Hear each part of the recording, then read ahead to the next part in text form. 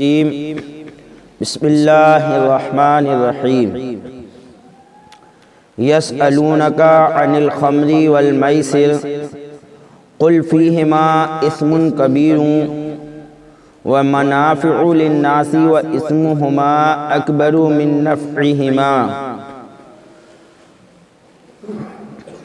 اللہ تبارک و تعالی ارشاد فرماتا ہے، تم سے شراب اور جوئے کا حکم پوچھتے ہیں، تم فرما دو کہ ان دونوں میں بڑا گناہ ہے اور لوگوں کے کچھ دنیاوی نفع بھی، اور ان کا گناہ ان کے نفع سے بڑا ہے۔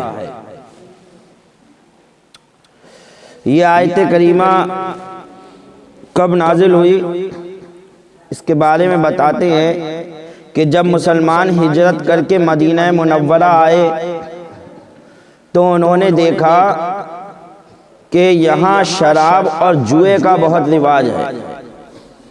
شراب بھی لوگ بہت بکثرت پیتے ہیں اور جوا بھی بہت کھیلا جاتا ہے مدینہ شریف کے لوگ۔ تب حضرت عمر اور حضرت معاذ ابن جبل رضی اللہ تعالی عنہما بارگاہ نبوت میں حاضر ہو کر عرض کرنے لگے کہ یا حبیب اللہ، شراب اور جوئے کا فیصلہ فرمائیے، یعنی اس کے بارے میں بتائیے کہ اسلام اس کے بارے میں کیا کہتا ہے۔ لوگ مسلمان ہیں، ایمان لے آئے ہیں، لیکن شرابیں پی رہے ہیں اور جوا کھیل رہے ہیں، تو اسلام اس کی اجازت دیتا ہے کیا؟ اس کے بارے میں جو بھی حکم ہو بتائیے۔ کہنے لگے یا رسول اللہ، شراب عقل برباد کر دیتی ہے اور جوا اعمال۔ تب اللہ تبارک و تعالیٰ نے یہ آیت کریمہ نازل فرمائی جس میں ان دونوں کی برائیاں بیان فرمائی گئیں، مگر انہیں حرام نہ کیا گیا، ان کو ایک دم حرام قرار نہیں دیا گیا کہ جوا اور شراب حرام ہیں، بلکہ ان کی برائی بتائی اللہ تعالیٰ نے۔ اس میں فرمایا اللہ تبارک و تعالیٰ نے، تم سے شراب اور جوئے کا حکم پوچھتے ہیں، تم فرما دو کہ ان دونوں میں بڑا گناہ ہے، یعنی یہ دونوں گناہ نہیں بلکہ ان میں گناہ ہے، ان کو کر کے آدمی گناہ کی طرف جاتا ہے۔ یہاں پر پہلے حکم یہ آیا، حالانکہ ہے وہ خود بھی حرام اور حرام قطعی ہے شراب، یعنی جو شراب کو حرام نہ جانے وہ کافر ہو جائے گا، ایسی حرام قطعی ہے، لیکن ابھی جو حکم آیا تھا تو حرام کا نہیں آیا۔ ابھی حکم صرف یہ بتایا گیا کہ ان میں گناہ ہے، یعنی ان کو کر کے آدمی گناہ کی طرف رغبت کر جاتا ہے، تو ان سے بچنا جو ہے یہ تمہارے لیے بہتر ہے۔ شراب اور جوا مہذب قوموں خاص کر عیسائیوں کی دو خطرناک بیماریاں ہیں۔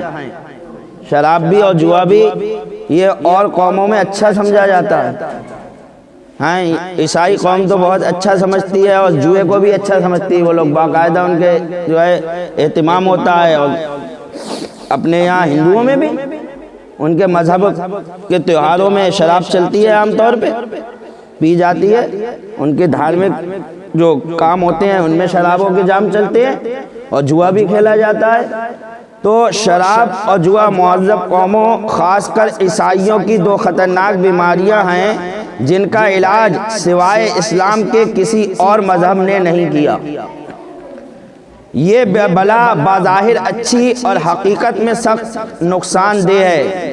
تمام مذاہب نے اس کے ظاہری خوبیوں کو دیکھ کر اسے حلال مانا، بلکہ ہندوؤں کے مذہب میں تہواروں پر بھی استعمال ہونے لگی۔ اسلام نے اس کے برے نتائج کی بنا پر اس سے روکا، بلکہ حقیقت یہ ہے کہ عرب جیسے ملک سے شراب اور جوئے کو مٹانا بانی اسلام علیہ السلام کا ایک بہت بڑا معجزہ ہے۔ عرب جیسے ملک سے شراب کو مٹا دینا اور جوئے کو ختم کر دینا، کہنا یہ اللہ کے رسول صلی اللہ علیہ وسلم کا ایک بہت بڑا معجزہ ہے، کیونکہ وہ یہاں والوں کی طرح شراب نہیں پیتے تھے کہ ایک بوتل یا دو بوتل، بلکہ وہ تو مٹکے بھر کے رکھتے تھے، اور کھانے کے ساتھ لقمے لقمے پر شراب پیا کرتے تھے۔ آج کل جو ہے جو ذرا دیر کے لیے شام کو 1-2 بوتلیں پینے جائے، اس کی شراب چھڑانا تو مشکل پڑ جاتی ہے آدمی کو، کسی حال نہیں چھڑا پاتا۔ اور جو مٹکوں کے مٹکے پی جاتے ہوں دن بھر میں، ان کی شراب چھڑانا کتنی بڑی بات ہے۔ تو یہ سرکار کا معجزہ ہی تھا کہ عرب سے انہوں نے جو ہے سرکار نے شراب کو بالکل ہٹا دیا۔ ایک بڑا معجزہ ہے، کیونکہ وہاں شراب پانی کی طرح استعمال ہوتی تھی، بچوں کو گھٹی میں دی جاتی تھی۔ جب بچہ پیدا ہوتا تھا تو اس کی گھٹی میں شراب دی جاتی تھی۔ تو بتا، بچپنے سے ہی جس کی لت لگ جائے وہ کہاں چھوٹنے والی چیز ہے، ویسے نہیں چھوٹتی ہے شرابی کی شراب، وہ تو بچپنے سے پیتا ہوا آیا ہے، لیکن اللہ کے رسول نے وہ بھی چھڑوا دی۔ بچوں کو گھٹی میں دی جاتی تھی، چونکہ اس کا ایک دم چھڑا دینا ناممکن تھا، اس لیے اس کی حرمت کے احکام بہت آہستگی سے آئے۔ ظاہر سی بات تھا، ایک دم اگر کہا جاتا حرام ہے تو آدمی کو تھوڑی کرنی پڑ جاتی، اس لیے پہلے اس کی برائیاں بتائی گئی، اس سے نفرت دلائی گئی اس چیز سے کہ دیکھو یہ چیز غلط ہے، اس سے پہلے لوگوں کے دلوں میں نفرت پیدا کی گئی۔ مدینہ منورہ میں پہنچ کر حضرت عمرو معاذ رضی اللہ عنہم نے عرض کیا کہ حضور شراب کے بارے میں کچھ حکم دیجئے، یہ تو عقل و مال کو برباد کرنے والی ہے۔ تب یہ آیت کریمہ اتری جس کی ہم تفسیر کر رہے ہیں، اس میں مسلمانوں کو اس سے کچھ نفرت دلائی گئی۔ اس آیت سے ہی بعض لوگ شراب چھوڑ بیٹھے، جو لوگ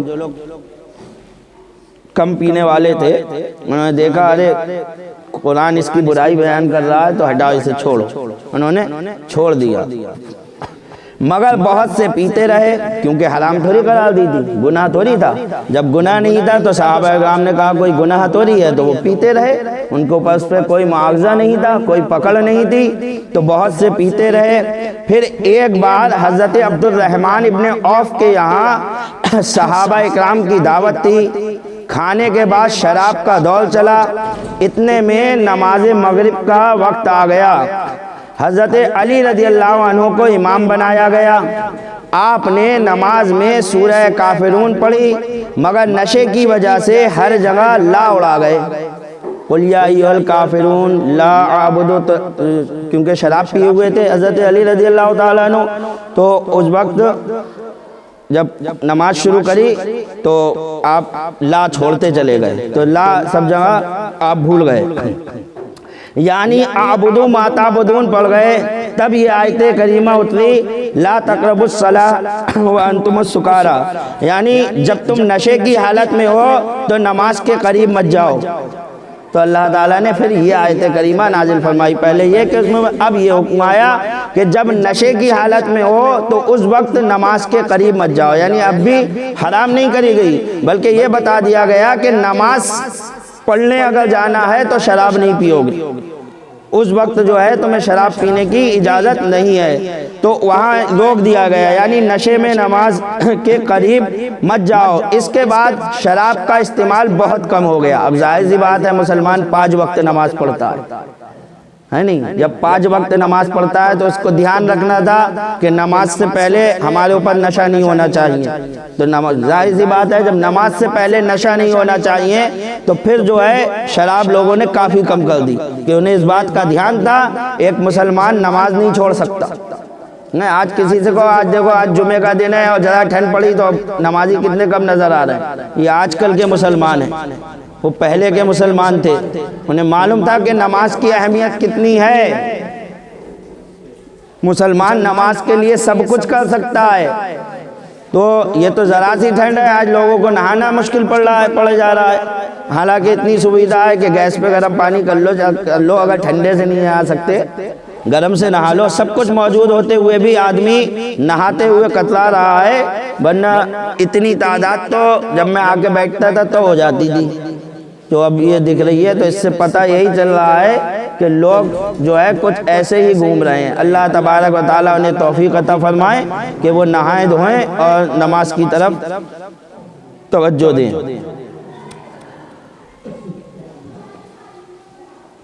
اس کے بعد شراب کا استعمال بہت کم ہو گیا، لوگ یا تو عشاء کے بعد پیتے تھے یا فجر کے بعد، کیونکہ یہی ٹائم تھا، عشاء کے بعد فجر بہت دیر میں آتی، تو یا تو عشاء کے بعد پیتے تھے یا فجر کے بعد کہ ظہر بہت دیر میں ہے، باقی عصر اور مغرب اور عشاء یہ تو بہت قریب ہیں، اس کے ٹائم تو وہ چھوتے بھی نہیں تھے، تو اب کافی کم ہو گیا، یا تو عشاء کے بعد یا فجر کے بعد، یا فجر کے بعد، کیونکہ ظہر سے عشاء تک نمازوں کی وجہ سے انہیں شراب پینے کا موقع نہ ملتا تھا۔ پھر عتبان ابن مالک نے کچھ لوگوں کی دعوت کی جن میں سعد ابن وقاص بھی تھے، کھانے کے بعد شراب پلائی گئی، نشے میں یہ لوگ آپس میں لڑ پڑے، شراب پی تو نشہ سوار ہو جاتا ہے اور لڑائی جائے، یہ شراب جو ہے زیادہ تر گناہوں کی جڑ ہے، سارے گناہ زیادہ تر یہی کراتی ہے آدمی، تو آدمی کو جو ہے شراب سے بہت دور رہنا چاہیے۔ نشے میں یہ لوگ آپس میں لڑ پڑے اور زخمی ہو گئے، یہ مقدمہ بارگاہ نبوت میں پیش ہوا، تب حضرت عمر نے دعا کی کہ مولا شراب کے متعلق پورا بیان نازل فرما دے۔ اب یہ لڑائی تو حضرت عمر نے پھر اللہ کی بارگاہ میں دعا کی، اے پروردگار عالم اس شراب کا تو فیصلہ کر دے، بالکل حکم جو ہے ایک دم صاف واضح ہو جائے کہ اس کا حکم ہے کیا۔ تب اللہ تبارک و تعالیٰ نے انما الخمر والمیسر یہ پوری آیت کریمہ نازل فرمائی، جس میں حکم دے دیا گیا کہ بے شک یہ جو شراب جو ہے یہ حرام قرار دی جاتی ہے۔ یہ حکم اللہ تبارک و تعالیٰ کا نازل ہوا حضرت عمر کی دعا سے۔ حضرت انس فرماتے ہیں کہ اس دن ہمارے گھر مسلمانوں کی دعوت تھی جس دن یہ آیت کریمہ نازل ہوئی، جس میں شراب کا دور چل رہا تھا۔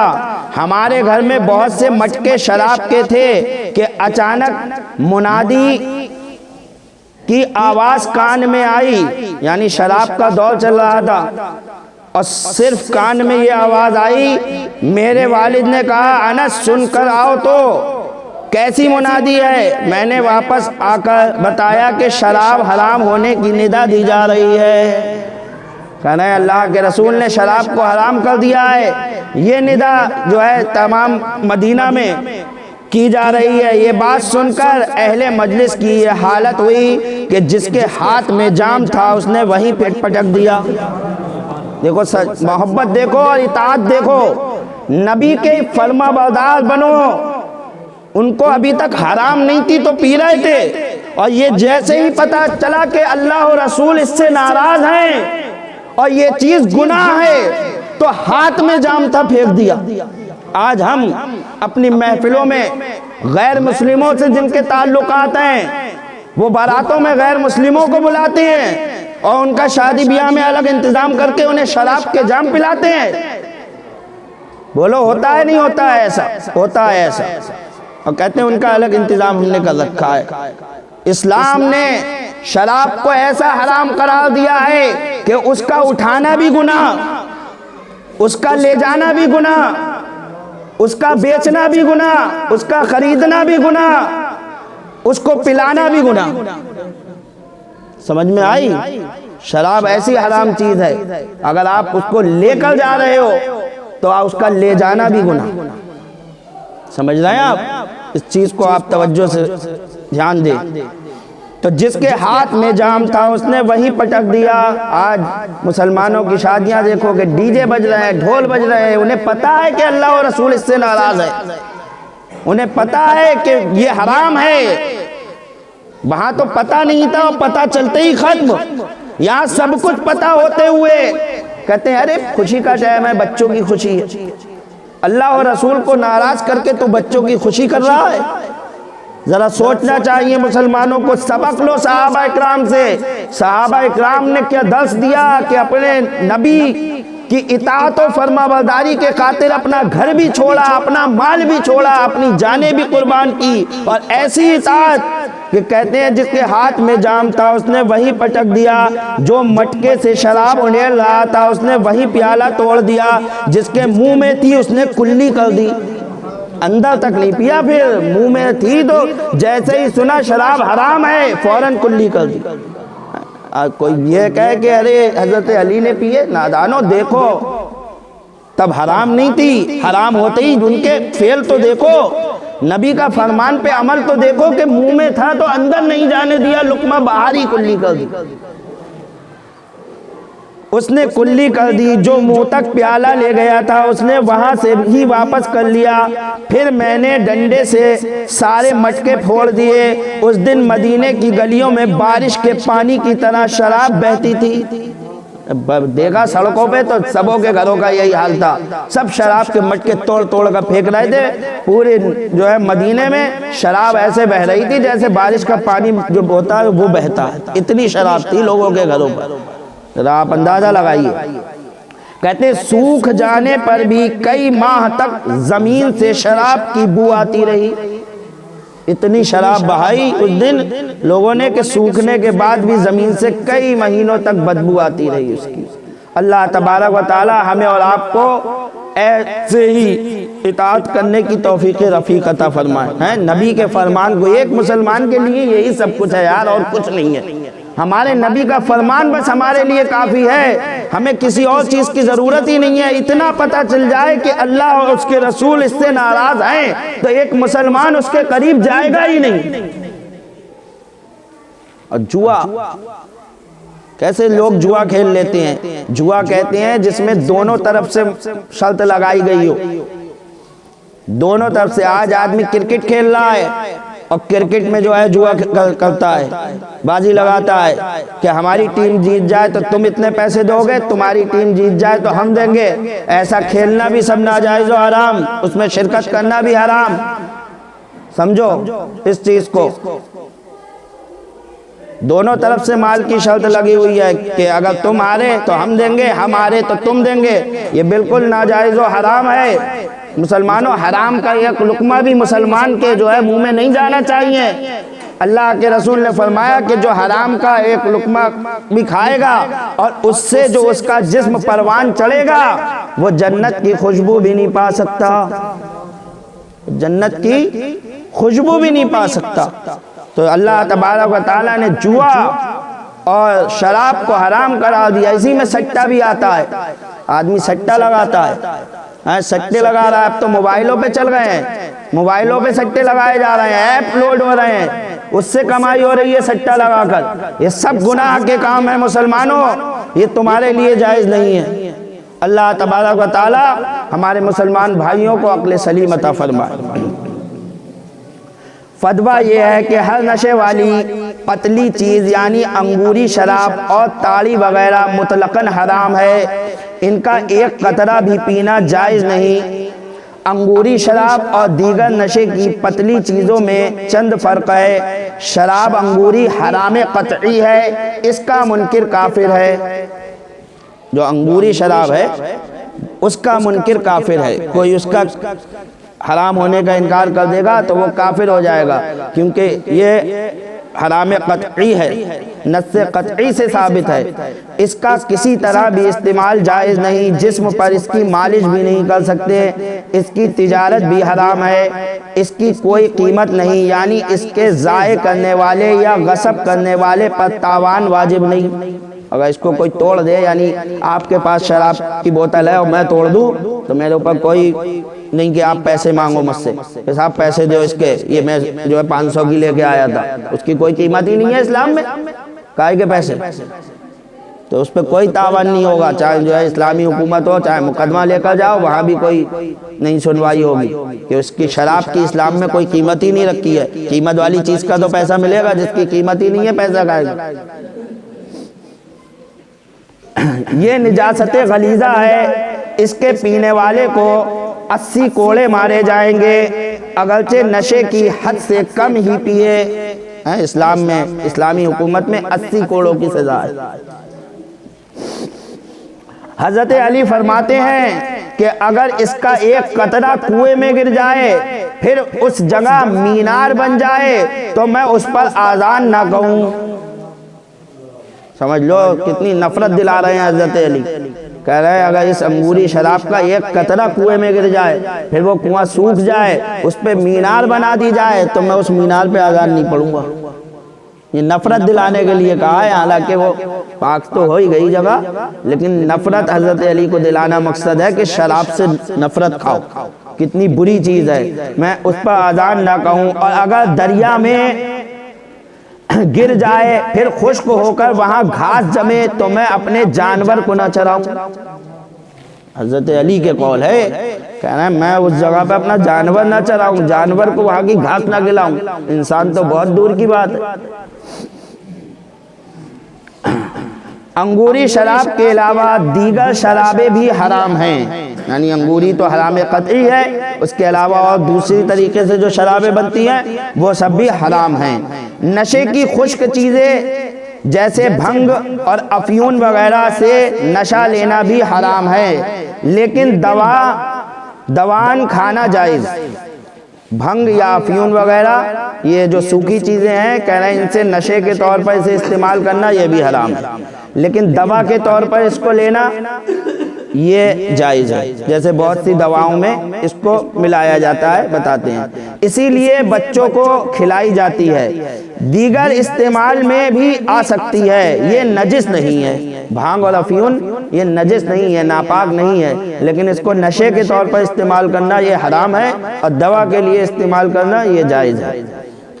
بھنگ میں 120 نقصان ہیں، اور افیونی کے خاتمہ خراب ہونے کا اندیشہ ہے۔ تمباکو اور حقہ، تمباکو اور حقہ کی بھی بات آ گئی، لوگ بہت سے کہتے ہیں نا کہ بھئی یہ بھی تو وہ تو بات سب صاف کرتے ہوئے چل رہے ہیں۔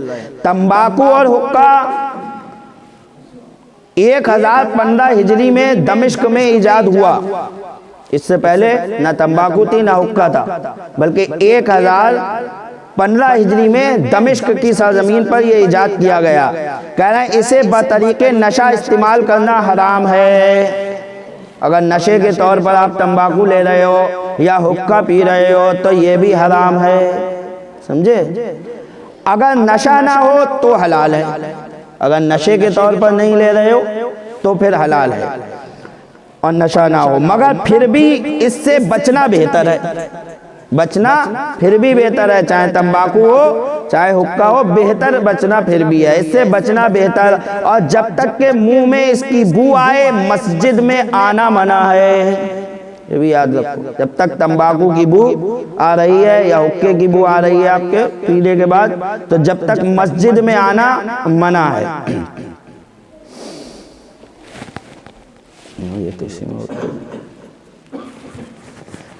شرابی کا آپ نے دیکھ لیا نا، دیکھیے اللہ تبارک و تعالی ہمارے مسلمان بھائیوں کو بچائے شراب کے تعلق سے۔ اللہ کے رسول نے فرمایا قیامت کے دن جو ہے شرابی کا یہ حال ہوگا کہ شرابی کو زانیہ عورتیں جو ہوتی ہیں ان کی شرمگاہ سے جو پیپ نکلے گا، جو میل گندگی نکلے گی جہنم میں، وہ گندگی شرابیوں کو پلائی جائے گی۔ اب آپ سمجھو یہاں بھی آپ گندہ پی رہے ہو اور وہاں کتنی گندگی آپ پیو گے، تو کیوں مسلمانوں ایسی گندی چیز کے قریب جا رہے ہو کہ یہاں بھی آپ جو ہے آپ گندے رہے، اور کل قیامت میں جہنم میں بھی جو ہے زانیہ عورتوں کی شرمگاہوں سے جو رطوبت میل کچیل گندگی نکلے گی وہ پلایا جائے۔ اللہ تبارک و تعالی، ایک جگہ سرکار نے فرمایا جہنمی سانپوں کا زہر پلایا جائے گا، جس کو پیتے ہی جو ہے اس کے جسم کا تمام گوشت جو ہے گل کے گر پڑے گا۔ تو اللہ تبارک و تعالی ہمیں اور آپ کو سب کو شراب اور جوئے سے دور رکھے۔ وما علینا